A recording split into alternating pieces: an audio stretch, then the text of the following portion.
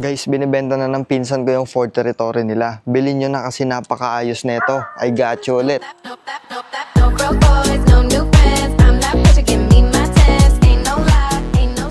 Today is the 2022 Ford Territory Titanium Plus Automatic Transmission. Exterior-wise, fresh original paint, auto-retractable side mirrors, 18 inches alloy wheels, mga kapalang tires, at dito naman sa harap, LED headlight, day running light, fog lamps, may camera dito, at 2 ang ending. At sa pinakalikod, all LED taillight, chrome garnish, rear camera, rear sensor, at sa trunk, maluwag ang trunk space at foldable yung second row seat. At dito sa loob, panoramic roof, heated and ventilated seat, may cover lang yan pero fresh yan.